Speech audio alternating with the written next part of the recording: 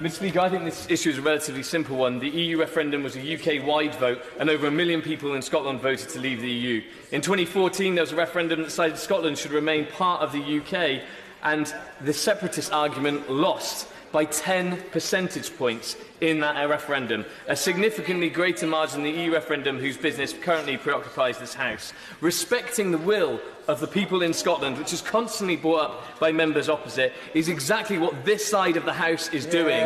People in Scotland voted to remain Scottish and British, to have a devolved Parliament in Edinburgh, but also have their Parliament here in Westminster. It was a constitutional decision that reinforces our current structure of government and made sure that we still keep this Parliament of Scotland, England, Wales and Northern Ireland here in Westminster and here sovereign, where it has directly elected representatives. Mr. Speaker, Section 2 of the Scotland Act 2016, which was shaped by a cross-party Smith Commission, is unambiguous in inserting the UK's Parliament power to make laws for Scotland, and that devolution does not diminish that power. The Act also recognises the Sewel Convention, which states it is recognised that the Parliament of the United Kingdom will not normally legislate with regard to devolved matters without the consent of the Scottish Parliament. But these are on devolved matters, and clearly these are not normal times, as Mike Russell MSP recently acknowledged. The Convention also does not apply to reserved matters, Mr. Speaker, which Schedule 5, Part 1 of the Scotland Act defines, among others, the Constitution and foreign affairs as explicitly reserved powers for MPs in this House to discuss and decide. The European Union could not be legitimately defined as that which would be normally dealt with by the Scottish Parliament, and it is very, very clear that the powers are reserved and should be dealt with in this place. And it's for these reasons, Mr. Speaker, I believe that the presiding officer of the Scottish Parliament deemed the SNP administration's EU continuity bill, which, by the way, was rushed through on emergency legislation with just 25 hours of debate, to be out with the competence of the Scottish Parliament. Indeed, far from protecting or even respecting the devolution settlement, Mr. Speaker, the SNP are showing complete contempt for the devolution settlement and to our constituents with it. The EU withdrawal bill and this whole debate is concerned with powers that previously sat in Brussels and now sit in the United Kingdom.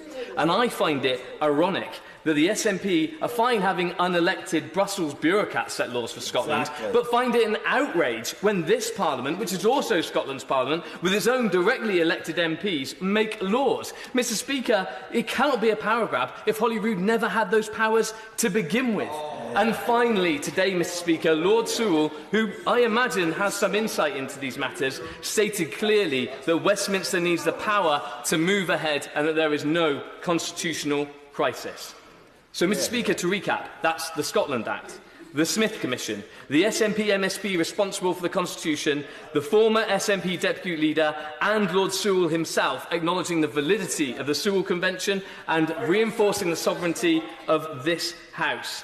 And, Mr. Speaker, I think we should take this moment to remember what devolution was truly meant to be about. It wasn't meant to be about erecting a wall between Scotland and the rest of the United Kingdom. It was meant to bring power closer to communities throughout the United Kingdom. And, in fact, the Smith Commission went one further, Mr. Speaker, and said that power should be coming from Holyrood to the individual local authorities. Has that happened in Scotland? No. There's been a clear centralisation of power in Edinburgh. Powers are being taken from Westminster and centralised within Edinburgh with no respect.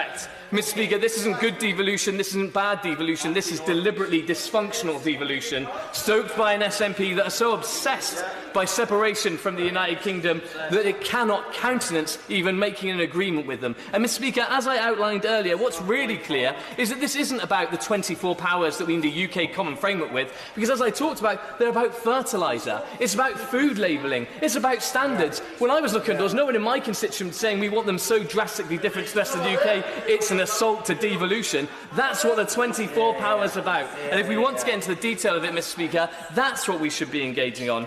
We've been threatened tonight. We've been threatened with disruption. We've been threatened by another referendum. We've been threatened for paying a price, as the honourable member opposite said. Well, you carry on with the threats. We'll be focusing on delivering for our constituencies. Mr. Speaker, what we've seen in the last week is very, very simple. The mask has slipped, the facade has fallen down, and what is revealed is naked nationalism. And while they're fighting to separate the United Kingdom, we'll be fighting to unite it.